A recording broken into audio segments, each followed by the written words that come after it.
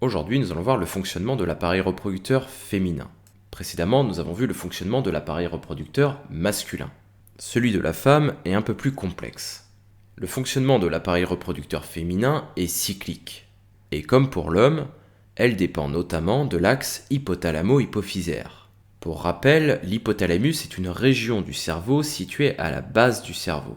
Elle est reliée par des vaisseaux sanguins à une glande endocrine appelée l'hypophyse.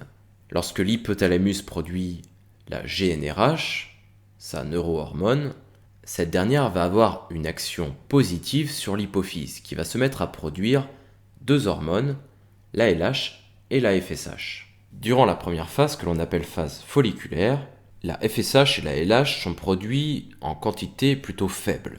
La FSH, hormone folliculostimulante, va agir pour stimuler le développement des follicules. La LH, quant à elle, renforce l'action de la FSH. L'ovaire va produire une faible quantité d'œstrogène.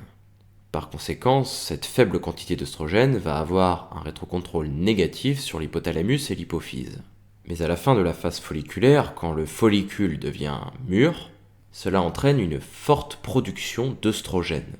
Et cette augmentation d'œstrogène dans le sang va provoquer un rétrocontrôle positif sur l'hypothalamus et l'hypophyse, qui va induire une forte production de LH par l'hypophyse. Ce pic de LH va entraîner l'ovulation.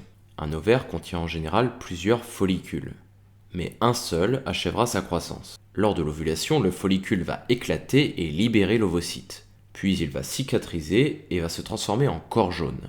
Durant la phase suivante, qui est appelée phase lutéale, cette fois-ci, les œstrogènes sont toujours produits, mais également de la progestérone, qui vont exercer un rétrocontrôle négatif sur l'hypothalamus et l'hypophyse. Cela va permettre le développement du corps jaune dans l'ovaire. S'il y a une fécondation et que l'embryon s'est implanté dans l'utérus, au niveau de la muqueuse utérine, on dit qu'il y a nidation, l'embryon va se mettre à produire une hormone appelée la HCG, hormone chorionique gonadotrope humaine.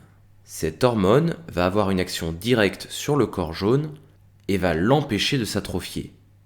Ainsi, le corps jaune continue de produire de la progestérone et des œstrogènes et les menstruations n'interviennent pas.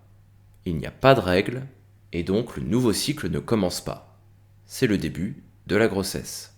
En revanche, s'il n'y a pas de fécondation, le corps jaune va disparaître en quelques jours et le taux d'œstrogène et de progestérone va s'effondrer, entraînant les règles.